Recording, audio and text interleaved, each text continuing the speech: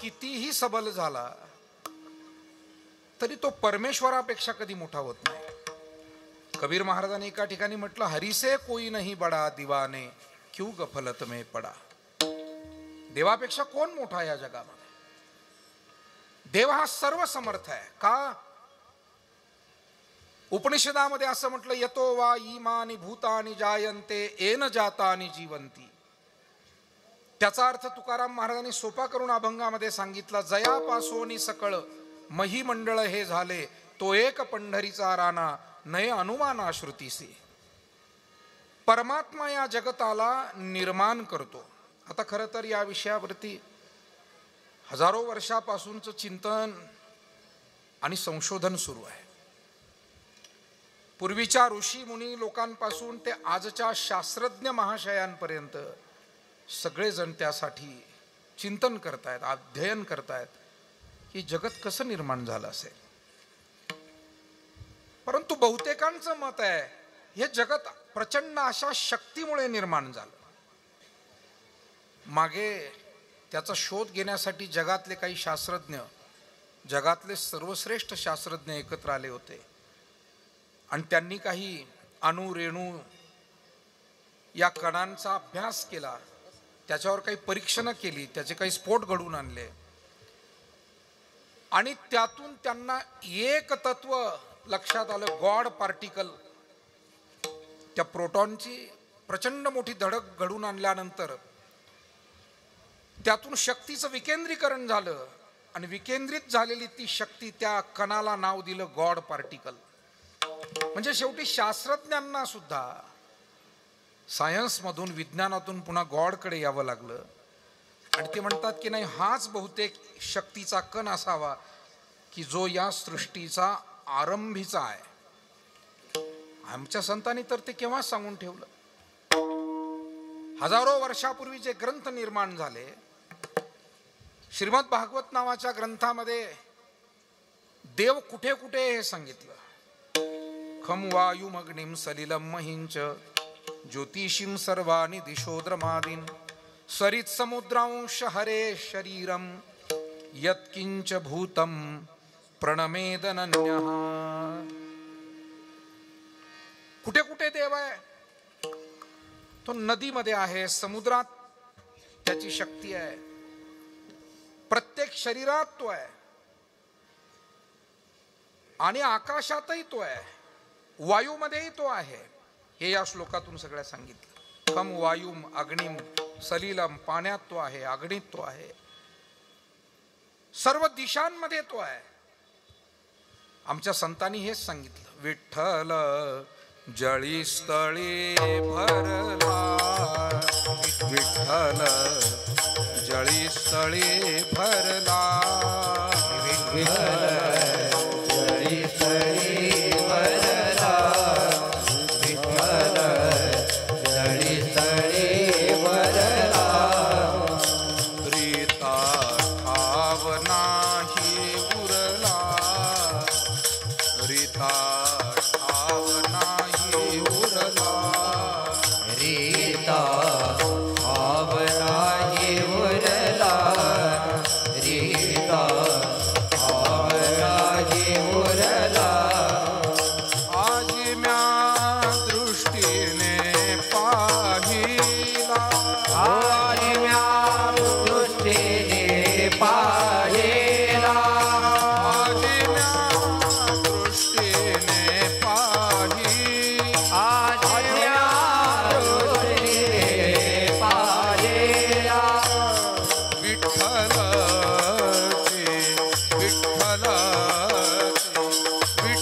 म्हणता हरले पाप, विठ्ठल म्हणता हरले पाप, विठ्ठल म्हणता हरले पाप, विठ्ठल म्हणता हरले पाप.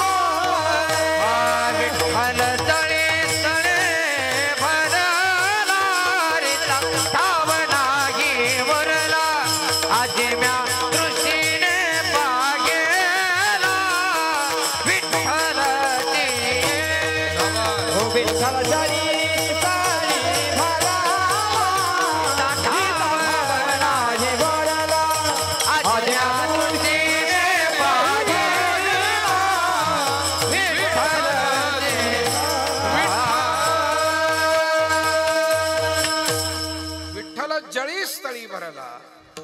रीता ठाव नाही उरला. आईन्स्टाईन या नावाचा जो शास्त्रज्ञ होऊन गेला, आईन्स्टाईन हा एक मोठा शास्त्रज्ञ झाला. जसं ऋषीमुनींमध्ये व्यास ऋषी हे सर्वात मोठे ऋषी, तसे अलीकडच्या काळामध्ये आईन्स्टाईन हा सर्वात मोठा शास्त्र.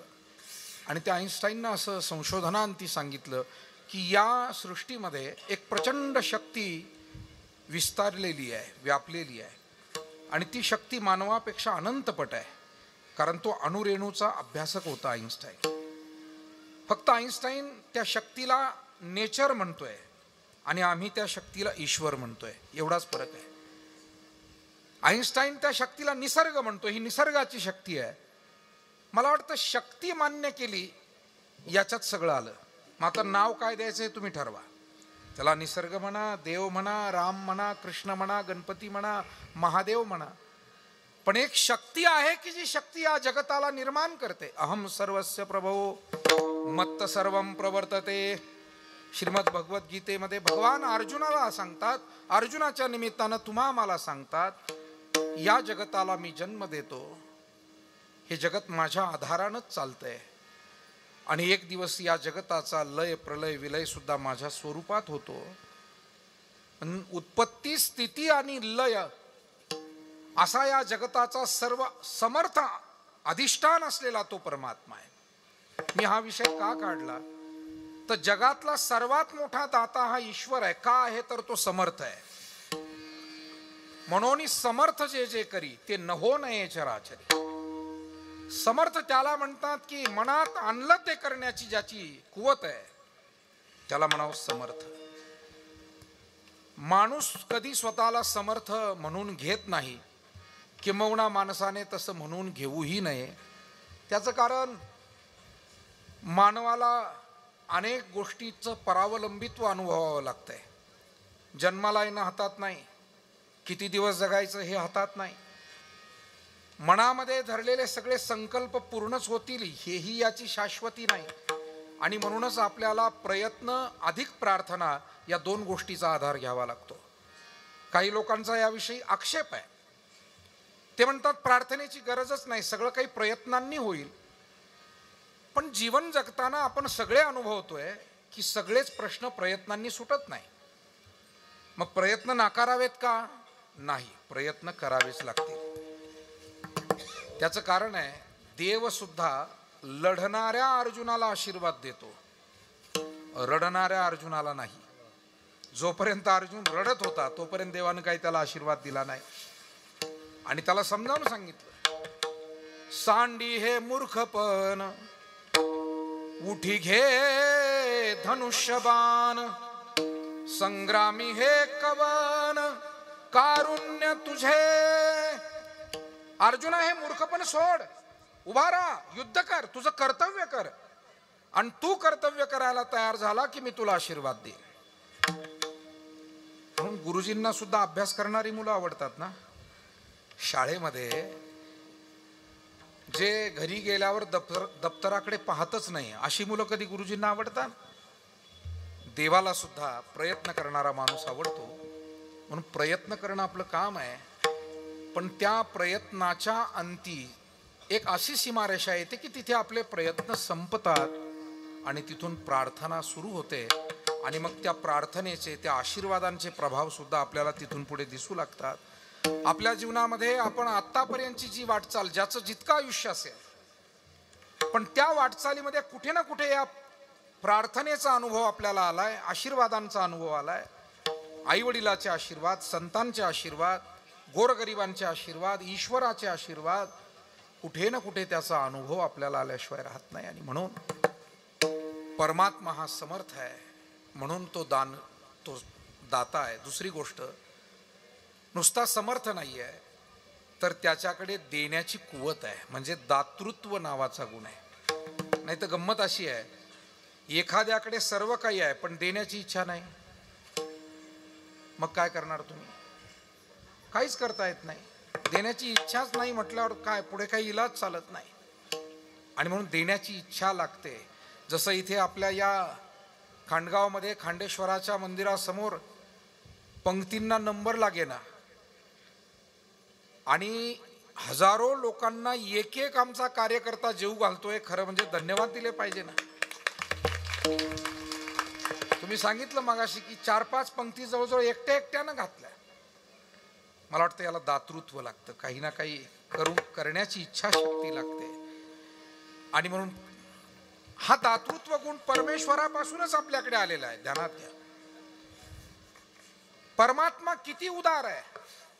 तुझे औदार्य जाणू स्वतंत्र, देता न म्हणसी पात्रा पात्र, पै कैवल्या ऐसे पवित्र, वैरी आही दिधले.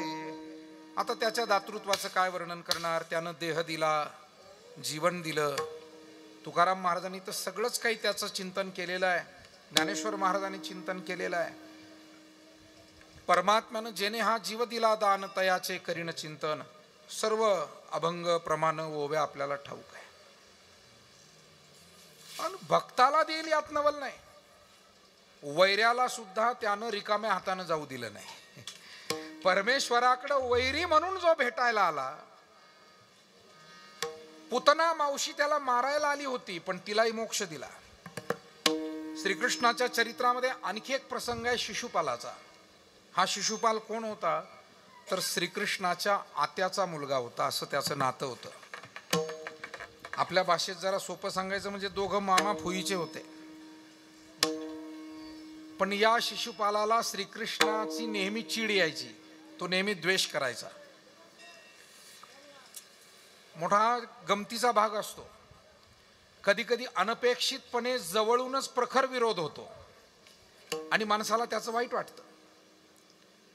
आणि म्हणून शिशुपाल आहे, पांडवांचा यज्ञ, आणि पांडवांच्या यज्ञामध्ये पहिल्यांदा सत्कार कुणाचा, पूजा कुणाची करायची तर भीष्माचार्य आदी करून जी वडीलधारी मंडळी होती त्यांनी सुचवलं श्रीकृष्णाची पूजा पहिल्यांदा करा. जमलेल्या आपल्या सर्वांमध्ये श्रीकृष्ण हे आपल्या सर्वांसाठी पूजनीय आहेत, त्यांची पूजा पहिली करा. ठरलं. आता यज्ञ पांडवांचा, वडीलधाऱ्या माणसांनी ठरवलं पहिला सत्कार श्रीकृष्णाचा करा. काय अडचण काय होती. पण शिशुपाल उठला आणि त्यानं सांगितलं हे मी होऊ देणार नाही. अरे म्हणाले असं काय करतो. नाही म्हणाले, मला तुम्ही जरी म्हणत असाल श्रीकृष्ण हा पूजनीय आहे, पण मला तो वाटत नाही. आणि शिशुपालानं भर सभेमध्ये श्रीकृष्णाला अपमानित केलं, त्याची अवहेलना केली, निर्भत्सना केली. अत्यंत चुकीच्या वाक्यांमध्ये तो बोलू लागला. माऊलींनी वर्णन केलेलं आहे.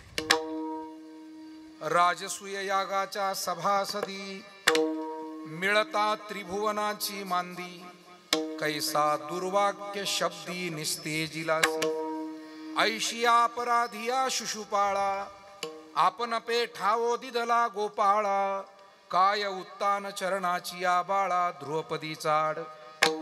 माऊलींचे शब्द ध्यानात घेण्यासारखे आहे, ज्ञानेश्वरीतले. कारण लहानपणी म्हणतात की त्याला 3 डोळे होते. श्रीकृष्ण पाहायला गेले, आपल्या आत्याला मुलगा झाला, आणि श्रीकृष्णाला पाहिल्यावर त्याचा 3रा डोळा गुप्त झाला. आणि कुणातरी ज्योतिषानं सांगितलं होतं त्या आईला, तुझ्या लेकराला जे 3 डोळे आहे, याला मारणारा ज्या दिवशी याला पाहिल त्या दिवशी याचा 3रा डोळा गुप्त होईल. श्रीकृष्ण आला आणि डोळा गुप्त झाला. चांगलं घरातल्या घरात भांडण लागलं. श्रीकृष्ण म्हणाले मी काय केलं. नाही म्हणे, तुझ्या हातून माझं बाळ मारलं जाणार, ज्योतिषी असं म्हटला होता, ज्याला पाहिल्यावर 3रा डोळा. मला वचन दे माझ्या लेकराला तू मारणार नाही. श्रीकृष्ण म्हणाले मान्य आत्या, तुझ्या लेकराला मारणार नाही असं वचन मी देऊ शकेल, पण या तुला वचन देण्याच्या अगोदर मी या जगाला काही वचन देऊन इथे आलेलो आहे. काय वचन दिलं जगाला श्रीकृष्णानं, आपल्या सगळ्यांना पाठ आहे. यदा यदा हि धर्मस्य ग्लानिर्भवति भारत, अभ्युत्थानम धर्मस्य तदात्मानं सृजाम्यहम्, परित्राणाय साधूनां विनाशाय च दुष्कृतां, धर्म संस्थापनार्थाय संभवामि युगे युगे. विठाला विठाला विठाला विठाला विठाला विठाला विठाला. आपले सर्व सन्माननीय पांडुरंग शेठ घुले साहेब या ठिकाणी आले, त्यांनाही मी धन्यवाद देतो. या, आपलंही स्वागत आहे, बसा. विठाला विठाला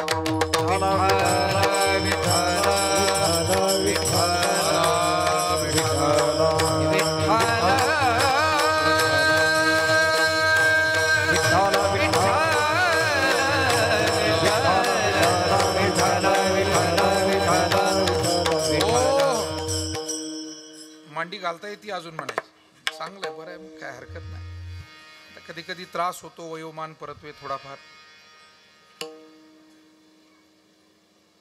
शिशुपालाच्या आईनं वचन मागितलं, माझ्या बाळाला मारू नको म्हणे. उद्या जर त्यानं काही दुष्टपणा केला तर. नाही म्हणे, कशाला दुष्टपणा करेल म्हणे, भविष्य कोणी सांगितलं. नाही म्हणे, पण त्याचे अपराध माफ कर म्हणे. ठीक आहे, अपराध माफ करतो. किती अपराध? 100 अपराध माफ कर.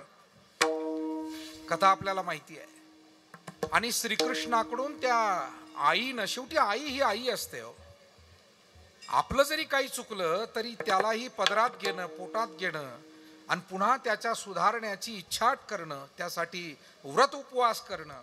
मी तर नेहमी म्हणतो की आमच्या सगळ्या माता भगिनी केलेला कोणताही उपवास कधी स्वतःसाठी करीत नाही. तुम्ही कोणत्याही आमच्या माय भगिनीला विचारा, कोणताही उपवास, कधी तो उपवास आपल्या पतीसाठी, कधी आपल्या मुलीचं बरं चालावं, कधी आपल्या मुलाचं चांगलं व्हावं, कधी आपल्या नातवंडांचं चांगलं व्हावं, कधी आपल्या भावाचं बरं व्हावं. म्हणजे आमच्या माता भगिनीनं केलेला उपवास सुद्धा कधी स्वतःसाठी अजून केलेला नाही. मला वाटतं हे एवढं प्रेमाचं आणि त्यागाचं भांडार दुसरं कुठे असू शकत नाही. विठाला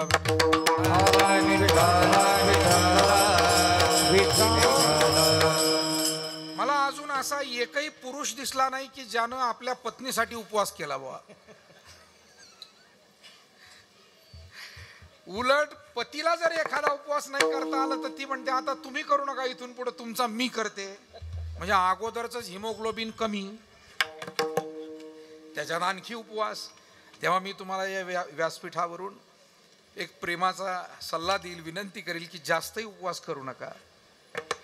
कोणताही एक उपवास केला तरी तो सगळ्या देवांना जाऊन पोहोचतो. त्याचं कारण आम्ही जी सेवा परमेश्वराची करतो ते स्वरूप म्हणजे एकच आहे. महादेवाची सेवा केली की त्याच्यात सगळी आली. पांडुरंगाची सेवा कोणी करत असेल त्याच्यात सर्व आलं. तेव्हा असं काही प्रत्येक वेळेला वेगळं वेगळं केलंच पाहिजे आणि खूप काही त्याचा अतिरेक जीवनामध्ये केला पाहिजे असंही काही करू नका. विठाला विठाला विठाला विठाला विठाला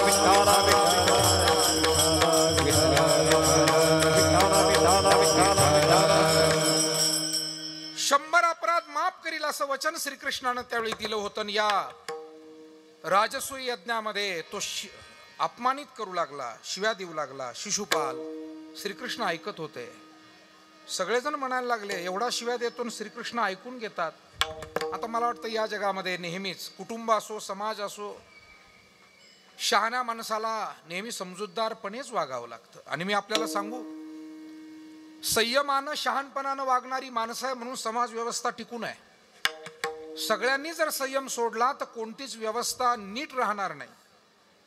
एकदा R.R. पाटील त्यांच्या भाषणात म्हणाले होते, वर्तमानपत्रात छापून आलं होतं, ते वाचलेलं त्यांचं स्टेटमेंट मी आपल्याला सांगतो. ते म्हणाले होते की हा वारकरी संप्रदाय आहे, संतांचे विचार आहे, वाडवडिलांनी दिलेले संस्कार आहे, म्हणून लोक अजूनही संयमानं वागतायत. सगळ्यांनीच जर हा विचार सोडून दिला तर किती पोलीस उभे केले तरी समाजाची व्यवस्था आपल्याला ठेवता येणार नाही. आणि म्हणून संयमानं वागणारे स्त्री पुरुष, प्रसंगी आपल्या कुटुंबासाठी 2 पावलं माघार घेणारी मोठ्या मनाची माणसंही आहे. मग ते नातं मित्रत्वाचं असो, बंधूचं असो, व्यावसायिकांचं असो, तडजोडीची भूमिका घेणारी माणसं आहे. आणि त्याची गरज आहे, त्याची गरज आहे. देव सुद्धा वेळोवेळी तडजोड करतो, मग आम्ही तर माणूस आहोत. आणि म्हणून भगवान परमात्म्याने ऐकून घेतलं. म्हणाले आता तरी थांबेल, निदान 10-20 शिव्या दिल्या आता थांबेल, 50 दिल्या आता तरी थांबेल, 60-70 दिल्या. देवाला इच्छा नव्हती त्याला मारायची. म्हणजे यानं बिचारानं 100 नाही पूर्ण केली तर बरं होईल. देव काही इच्छा, अहो सगळी त्याची लेकरं आहे. विश्वाचा जनिता म्हणे यशोदेसी माता. जो तो विश्वाचा जनिता आहे सगळी लेकरं त्याची आहे. पण शेवटी या शिशुपालाचं जे पातक होतं ते अत्यंत जास्त आणि 100 अपराध झाले आणि शेवटी भगवंतानं आपलं सुदर्शन चक्र सोडलं. पण मला याच्या पुढची गोष्ट सांगायची आहे. भगवान हा किती उदार आहे, तर त्यानं अपराधी असलेल्या शिशुपालाला मारलं पण त्याला मुक्ती दिली, त्याला मोक्ष दिला. हे भगवान हा उदार आहे, भगवान हा समर्थ आहे आणि म्हणून तो दानशूर दाता आहे. माऊली ज्ञानेश्वर महाराज आज त्या पांडुरंगाच्या परमेश्वराच्या दरबारात उभे आहेत आणि त्याला विनंती करताय. जो हा दानशूर दाता समर्थ परमात्मा, त्यांना माहिती आहे की मनुष्याची शक्ती काल परत्वे देश परत्वे कमी जास्त होत असते, पण देवाची शक्ती काल परत्वे देश परत्वे कमी जास्त होत नाही. म्हणजे सत्ययुगात त्याची शक्ती होती आणि आता कलियुगात त्याच्याजवळ शक्ती नाही खांडेश्वराजवळ, असं म्हणता येईल आपल्याला. त्याची शक्ती माणसाचं वेगळं आहे. माणसाला निश्चितच वयोमान परत्वे आणि काळमान बदलला की त्याच्या शक्तीमध्ये कमी जास्तपणा होत असतो. वर्णन संतांनी करून ठेवलं.